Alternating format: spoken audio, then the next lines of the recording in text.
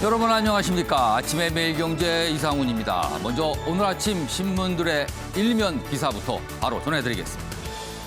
매일경제 일면 톱 기사입니다. 어제 국회 본회의를 통과한 임대차 2법, 3법 중에 2법이 본회의가 통과됐습니다. 정광석화 임대차법 당장 오늘 시행한다, 이렇게 제목이 되어 있습니다. 전월세 상한제 그리고 전월세 계약 갱신 청구권, 이 두 가지 내용을 담은 임대차법입니다. 어제 국회 본회의 통과됐고요. 오늘 정부가 임시 국무회의를 엽니다. 그리고 의결 직후 바로 공포해서 적용할 예정입니다. 그럼 오늘부터 바로 시행에 들어가는 겁니다. 시장 한동안 혼란이 우려된다, 이렇게 적고 있습니다. 다음은 한국일보 보겠습니다. 어제 당정청이 권력기관 개혁 방안에 대해서 논의를 하고 결정을 했습니다. 그 내용 여러 가지가 있는데요. 오늘 신문들 검찰과 관한 내용을 많이 싣고 있습니다. 이 빠지는 검찰, 저문은 검찰 시대. 이 검은 검찰의 검은 아니죠. 이거는 또 칼 뭐 이런 뜻인데, 이 빠지는 검, 저문은 검의 시대, 이렇게 약간 운율을 맞춰서 기사 제목을 달았습니다. 권력기관 개혁 방안이 어제 나왔는데요. 부패, 그리고 공직자, 선거범죄, 대형 참사 등 검찰이 직접 수사할 수 있는 분야는 6개 범주로 한정을 했습니다. 그러니까 수사권이 많이 제한이 되는 거예요. 법무부령으로 구체적인 기준을 제시한다, 이런 논란이 있습니다. 이게 정부령 사항인가? 뭔가 좀 더 상위법으로 가야 되는 거 아닌가? 이런 논란입니다. 그리고 4급 미만 공무원의 범죄 등은 수사를 할 수 없습니다. 이쪽은 경찰이 하라, 뭐 이런 얘기입니다. 반부패 대응 역량이 떨어질 수 있다, 이런 지적도 나오고 있습니다. 다음은 한겨레입니다. 역시 어제 권력기관 개혁안 그 내용을 다루고 있는데 관점이 이쪽은 경찰에가 있습니다. 자, 그러면요. 검찰의 힘이 빠지면 그 빠진 힘이 어디로 가느냐? 경찰로 가게 돼 있습니다. 공용 경찰, 견제 장치가 없다, 이렇게 제목에서 지적하고 있습니다. 여기 보시면 국정원이 갖고 있던 대공수사권을 넘겨받고 1차 수사 종결권까지 갔지만 정보경찰 통제 방안은 빠져 있다는 겁니다. 경찰이 막강해졌다. 통제 장치가 있는가라고 묻고 있습니다. 그리고 국정원은요, 대외안보정보원으로 이름을 바꾸기로 했습니다. 검찰 직접 수사 6개 범주의 범죄로 한정이 됐다. 역시 앞에서 봤던 내용 반복되고 있습니다. 마지막으로 중앙일보입니다. 밀리는 트럼프, 미국 대선 연기 첫 거론. 트위터에 뭐 선거 연기하면 어떨까요? 이렇게 썼어요. 그리고 지금 미국에서 굉장히 논란이 됐거든요. 그러나 오늘 새벽에 들어온 속보에 따르면요, 트럼프 대통령 말을 살짝 바꿨습니다. 연기하자는 건 아닌데 우편 투표는 좀 문제가 있지 않아요? 이렇게 뭐가 바꿨습니다. 앞뒤 순서만 바꾼 것 같기도 합니다. 아무튼 미국 쪽에서 지금 논란이 되고 있고요. 사실 대선 연기라는 게요, 실제 가능성은 현 상황에선 없다, 이런 분석이 대세입니다. 자, 지금까지 일면기사 짚어봤고요. 오늘도 4분 패널 자리하셨습니다. 한 분씩 소개해드리겠습니다. 먼저 김관호 계명대 교수 나와주셨습니다. 그리고 그 옆에는요, 이상희 전 청와대 춘추관장 자리하셨고요. 주원규 삼육대 겸임교수, 그리고 마지막으로 천하람 변호사 자리하셨습니다. 안녕하세요.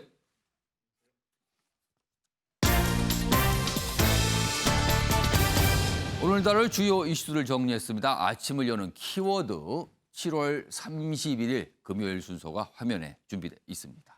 첫 번째 키워드, 오늘 당장 발효입니다. 임대차법, 어제 본회의를 통과됐죠? 그에 앞서 그 전날 국회 상임위를 통과했어요. 그리고 오늘 국무회의를 거쳐서 바로 시행이 됩니다. 굉장히 속도가 빠릅니다. 오늘 당장 발효, 첫 번째 키워드고요. 두 번째 키워드는요, 1위와 2위가 만났을 때, 이게 무슨 내용일까요? 뭐 학교에서 공부 잘하는 1등과 2등이 만났다는 얘기일까요? 그게 아니고요. 지금 대선 주사, 여론조사하면 1, 2위를 달리는 정치인들이 있습니다. 어제 한 자리를 했습니다. 서로 덕담을 주고받았는데 가만히 들어보면 신경전 같은 분위기도 좀 풍겼습니다. 세 번째 키워드는요, 유심칩입니다. 이른바 검사 6탄전 유심칩이 이유였죠. 그런데 이 유심칩 약간 뭐 돌아가는 상황을 보니까 좀 허망합니다. 그런 내용도 오늘 준비돼 있고요. 마지막 키워드는요, 대선 연기, 방금 일면 기사 봤습니다. 미국에서 들려왔던 대선 연기 가능성 거론 내용도 준비돼 있습니다. 자, 그럼 아침에 매일경제 본격적으로 출발하겠습니다. 어제 국회 본회의장의 모습, 임대차법 처리가 됐죠? 그 모습부터 다뤄보겠습니다. 오늘 대부분의 신문 기사가 어제 상황을 전하면서요, 그다지 호의적이지는 않습니다. 꼭 그래야만 됐었는가? 이렇게 묻는 기사가 오늘 참 많습니다. 이 기사 역시 좀 그런 분위기입니다. 여당만의 통과. 어제 이제 국회 본회의 모습 계속 통과. 뭐 속도가 엄청났습니다. 민주당 의총 같은 국회 본회의. 그러니까 정의당에서 나온 거예요. 국회 본회의는요, 여야 의원들이 다 모여서 뭔가 논의하고 표결하는 곳이잖아요. 그런데 어제 모습은 마치 민주당 국회의원들끼리만 모여서 뭔가는 의총 같았다. 이런 지적이 나왔습니다. 여기 보면 임대차 보호법 어제 처리됐죠. 통합당 퇴장으로 민주당 동무대다. 100%에 가까운 찬성표로 일사천리 통과됐다. 민주당 부동산 대란 피치 못할 상황이다. 이렇게 설명했습니다만 당내에서는요, 이거 바람직하지 않습니다. 이런 비판도 나왔습니다. 통합당은 야당 의원도 모르는 법이 통과됐다. 정의당은 왜 심상정 발의한 법은 뺐나. 이런 또 강한 불만을 나타냈습니다. 자, 그럼 어제 본회의장 모습 확인해 보겠습니다. 이상 조건을 권장합니다. 12조 제5항 소위원회 심사 찬반 토론 한 번 없었습니다. 여당은 이런 절차를 깡그리 무시했습니다. 지금 이 국회에서 펼쳐지고 있는 것이 민주주의입니까? 왜 민주주의입니까? 민주주의를 외친 사람들이 독재를 하는 것.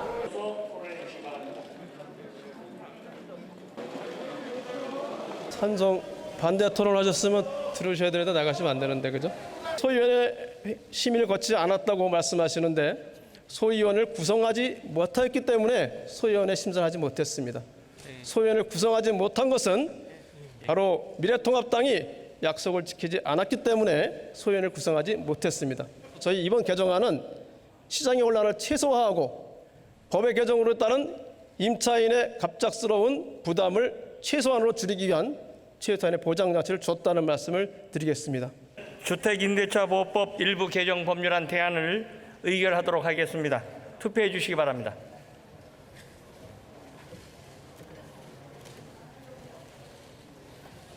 투표 결과를 말씀드리겠습니다. 재석 187인 중 찬성 185인, 기권 2인으로서 가결되었음을 선포합니다. 자, 어제 본회의장 모습 다양한 각도에서 잡은 영상을 좀 전해드렸습니다. 자, 그럼 관련된 사진 2장을 준비했습니다. 좀 보시죠.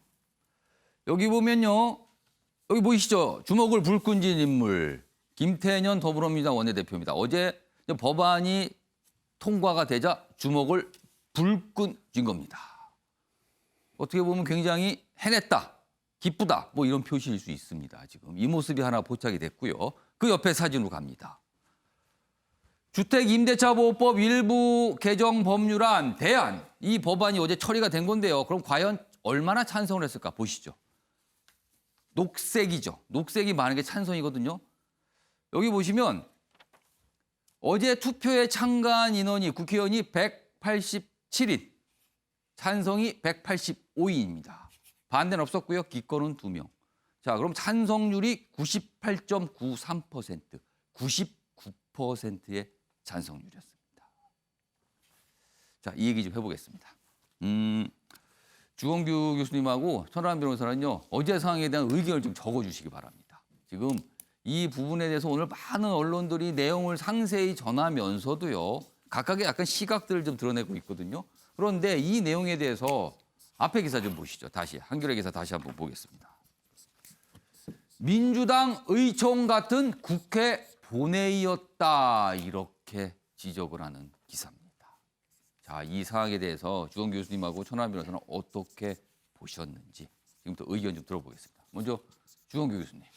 네, 이 임대차 보호법 자체는 저는 그렇게 졸속으로 처리되거나 시급한 법이라고는 생각하지는 않습니다. 예. 왜냐하면 19대하고 20대부터 항상 논의가 되어 예. 왔었고 거의 골자도 거의 바뀌지 않은 채로 지금 승계가 되었던 것으로 평가를 받기 때문에 예. 그렇게까지 뭐 졸속하거나 시급한 처리는 아니었다라고 평가를 할 수가 있겠는데 예. 문제는 저는 학습 효과의 덫이라고 생각한 게 20대 국회가 너무 일을 하지 않았다라는 그런 강박관념에 사로잡히셨는지 일하는 국회라는 것을 이런 식으로 약간 독재적인 상황으로까지 몰고 갔어야 되는가. 거기에 대해서는 상당히 아쉬움이 큰 그러니까 거죠. 일하는 지금. 국회의 의미를 네. 어떻게든 빨리 네. 많이 법안을 통과시켜야 된다 이쪽으로 삼았다는 거네요. 네, 그러면. 맞습니다. 그런데 지금 포인트를 좀 잘못 잡고 있다라고 생각하는 게 임대차 보호법은 제가 방금 전 말씀드린 것처럼 19대하고 20대에서도 계속해서 논의되었던 상황이기 때문에 예. 현재의 부동산 상황의 시급함과 맞물려서 처리를 하는 게 오히려 저는 시장에 좋지 않은 시그널을 줄 수 있다고 생각을 합니다. 임대차 보호법은 그만큼 숙고하고 토론을 했어야 되는 주제였고 예. 그만큼 무르익었던 주제였는데 예. 지금 정부와 행정부에서 부동산 대책의 시급함을 계속해서 압력을 가하니까 마치 입법부에서 그거를 받아서 처리하는 모양새. 실제로도 지금 어저께도 그런 표현을 했거든요. 민주당에서도 부동산 대란에 의해서 피치 못할 상황이다. 그래서 이건 어쩔 수 없는 상황이었다라고 설명을 하게 된다면은 예. 그건 정말 좀 시장의 논리라든지 수기와 토론을 거의 배제한 상황이라고 봅니다. 예. 통합당은 차치하고서라도 예. 정의당에서 발의했던 법안 자체를 아예 지금 논의하지 않았거든요. 요번 이 법의 그래서 통과 과정. 핀셋으로 이렇게 콕콕 찝듯이 법안을 골라서 처리했다. 지금 이런 네, 얘기가 나와요. 맞습니다. 사실 임차인의 보호가 조금 더 예. 우선된 심상정 대표가 발의했던 법안도 우리가 예. 충분히 고려를 해서 수기와 토론 과정을 거쳐야지 예. 입법부로 그게 통과만 됐다고 해서 시장의 그 교란이나 31년 전에도 그 교란이 있었지 않았습니까? 그 가격이 폭등하게 되는. 예. 지금도 그게 우려가 되는데 그런 것들을 최소화할 수 있는 수기와 토론 과정이 전혀 없었다라는 것은 너무나 아쉽고요. 야당도 지적하지 않을 수가 없는 게 제가 학습효과의 덫이라고 말씀드렸던 것은 작년 20대 국회에서 안타깝지만 황교안 전 대표가 예. 장외투쟁이나 할 수 있는 방법들을 이미 모두 써버렸기 때문에 예. 국민들의 피로감은 상당합니다. 그래서 김종인 비대위원장도 국민들의 예. 상황은 이제 달라졌다. 그렇기 예. 때문에 지금 21대 국회에서는 이거에 대해서 항의할 수 있는 카드가 저는 별로 없어졌다고 생각을 해요. 그래서 양당 모두 학습효과의 덫에 빠지고 있는 좋지 않은 상황이다. 그렇게 봅니다. 각 당 뭐 주장한 바 잠깐 소개해 드렸는데 다음 기사는요. 뭐 그 내용을 좀 크게 다루고 있습니다. 보겠습니다. 자, 여당은 이런 설명을 합니다. 지금 못 잡으면 통제 불가하다. 그러니까 이해해 주세요라고 좀 얘기를 하고 있고요. 반면에 야당은요. 상권 분립 어디 갔나? 정부에서 뭐 정하면은 다 가는 건가? 이렇게 또 반발하고 있죠. 좀 더 보겠습니다. 민주당 이미 법안 논의 충분했다. 통합당은 궤변이다. 이렇게 또 반발하고 있죠. 정의당은 입법 심사권 증발시켜버렸다. 이런 또 반발도 있습니다. 오늘 개정안 공포 시행 예정입니다. 뭐 이걸 위해서 정세균 국무총리가 지방 일정이 있었는데 긴급 취소했다. 그러니까 굉장히 급하게 뭔가 잡혔다. 뭐 이런 설명도 좀 담겨 있습니다. 자, 이번엔 천하람 변호사의 의견 좀 들어보겠습니다. 어떻게 보셨어요? 어제 상황. 네. 저는 이게 이렇게 하면은 국회의원이 굳이 300명이나 필요 있나라는 생각이 들 정도였습니다. 국회의원 많다는 소리는 네. 뭐 과거부터 계속 있었습니다. 지금요. 그래서 그리고 저는 일하는 국회라고 할 때 예. 그 일하는 국회의 의미가 정부에서 협의된 내용을 무조건 통과만 시켜주는 것이 의회의 역할이 사실 아니거든요. 일하는 국회라고 할 때 국민들이나 정말 기대하시는 거는 활발한 토론이 있고 그 과정에서 또 정부안보다 더 나은 대안을 모색해내고 거기서 또 여러 가지 정책의 부작용들을 미리 짚어주는 것이 예. 300명이나 되는 국회의원이 머리를 모아서 해야 될 일이지 당정청 협의를 거친 것을 그대로 그냥 통과만 시켜준다라고 하면 국회의 존재 가치가 그 자체로 없는 것이거든요. 극단적으로 얘기하면 국회의 역할은 많은 법을 만들어내는 것보다 예. 오히려 정부에서 어떤 행정 권한을 너무 크게 가져가려고 할 때 예. 그걸 견제하고 또 적절하게 입법권을 행사하는 것이 핵심입니다. 그런데 지금 보면 정의당마저도 예. 입법 심사권을 증발시켰다라는 표현을 하고 있거든요. 그러니까 기존에도 보면 우리가 본회의에서는 사실 그렇게 막 심의를 길게 하거나 구체적으로 하거나 하지는 거긴 않습니다. 간단한 설명을 통하고 바로 표결에 들어가요. 보통. 네, 맞습니다. 그런데 그렇게 본회의를 운영하는 예. 전제는 소관 상임위원회에서 어느 정도 나올 만한 주장과 의견들이 예. 나오고 그래서 그게 어느 정도 반영이 돼서 뭐 상임위 대안이 표출되든 예. 아니면 원안이 통과되든 해서 본회의로 넘어오는 거거든요. 그런데 이번에는 많은 언론들이나 많은 국민들께서 예. 민주당이 좀 너무 과했다라고 말씀하시는 부분은 소관 상임위와 요 전체 본회의 모두 예. 굉장히 속전속결로 처리해 버렸거든요. 정말로 그 단 한 번도 예. 이 법안에 대해서 진지한 토론이나 이 법안에 뭐 하다못해 이걸 시행한다고 예. 하더라도 부작용을 줄이거나 허점을 좀 줄일 실질적인 논의가 단 한 번도 안 됐어요. 그래서 그러다 보니까 이거는 어떻게 보면 여당과 어떤 예. 정부 여당의 어떤 그 원내대표나 지도부 스스로가 예. 그 삼권 분립의 중요한 한 축을 이루는 국회의 존재 가치를 스스로 부정해 버리는 꼴이 아닌가. 그런 우려가 정말 강하게 듭니다. 자, 이런 상황에 대해서요. 민주당 당내에서도 아주 일부지만 약간 우려하는 목소리가 있었고요. 야당에 또 반대하는 목소리도 있었습니다. 확인해 보겠습니다. 지금 이제 우리가 지금 모양은 쏙 좋은 모습이라고 보기는 어렵습니다. 예. 뭐 야당의 협력을 이끌어서 그 힘으로 176석의 의미라는 게 힘으로 밀어붙여서라도 하라는 뜻이 아니고 야당의 협력을 이끌어서 일을 하라 하는 뜻으로 주신 것이기 때문에 예. 지금의 상황은 결코 바람직한 것은 아니라고 보고요. 국회에서는 다수의 다수결의 폭력도 문제고요. 예. 소수의 물리적인 폭력도 문제인 거 아닙니까? 근데 지금 두 개가 우리는 다 상존하고 있기 때문에 이제 국민들이 보기에는 짜증나게 볼 수 있는 거고요. 예. 거대 여당 일반 독주 국민들은 분노한다. 저는 이렇게 선출된 권력이 권위와 독재적인 방향으로 가면은 종말은 뻔하다고 그렇게 생각합니다. 이건 우리 전 세계의 역사가 입증한 바가 있습니다. 자, 미래통합당 의원들이 모여서 분노한다고 계속 외쳤습니다만 이제 법안은 처리됐습니다. 그냥 쭉 가는 겁니다. 지금요. 이상희 전 관장님. 오늘 일부 신문의 기사 중에 눈길을 잡았던 것 중에 하나는요. 통합당이 과거 여당 시절에도 이렇게 법안 처리했었다. 뭐 이런 얘기가 또 있었고요. 기사가. 그리고 또 한 가지는 어제 상황에서 통합당이 필리버스터라도 했어야 되는 거 아니냐. 뭐 이런 지적하는 기사도 오늘 눈길을 좀 끌었습니다. 이거 뭐 어떻게 보세요? 통합당의 입장에서는 상당히 좀 곤혹스럽지 않나라는 생각이 듭니다. 왜냐 그러면은 어떤 뭐 정치적 환경에 따라서 야당의 역할을 어떻게 하느냐 이게 굉장히 중요하겠습니다만 그 야당의 역할이라는 것이 여러 가지 수단이 있지 않겠습니까? 뭐 소위 말해서 물리적 수단을 동원을 할 수도 있고 그런 수단을 통해서 이 부분에 대한 부당함을 알릴 수밖에 없는 그런 상황인데 어제 같은 걸 보면은 그 날치기 법안, 소위 부동산 임대차 보호, 이 부동산 임대차에 전세 사는 분들이 890만 정도 됩니다. 874만인가 아마 그 정도 되는데 전체의 통계 자료도 보면은 전월세에 사시는 분들이 67%가 전세 산다고 그래요. 그래서 국민의 상당수가 여기에 이해적 관계에 있고 여기에 피해를 볼 수 있는. 많은 분들이 해당이 된다는 거네요. 예, 그렇기 때문에 야당의 입장으로서는 이분들의 입장에 대한 부분들을 적극적으로 피력을 해야 되고 또 여기에 대한 잘못된 부분들을 부당성을 어떤 수단을 통해서든지 해야 된다라는 것이 생각을 갖고 있습니다. 뭐 이런 것이 정말 상상이 과학의 힘으로 이루어지는 것이 아니고 힘으로 이루어진다는 것을 어제 우리가 목도를 했다고 볼 수가 있는데 안타까운 것은 야당이 물리적 투쟁에 있어서 트라우마를 갖고 있다는 부분입니다. 뭐 방금 우리 교수님들께서도 지적하셨습니다만은 작년에 여러 가지 법안을 처리하면서 장외 투쟁을 했는데도 그렇게 실익을 보지 못했고 오히려 국민적 비난을 받았다는 점. 이런 것들이 트라우마로 작용해서 이 분명히 물리적 수단을 동원하고 여기에 강한 저항을 해야 됨에도 불구하고 하지 못했다는 건데 이것이 정말 소위 말하자면 구득이 무서워서 장 못 담근다라는 겁니다. 이런 것들에 좌고우면해서는 안 되는 것이죠.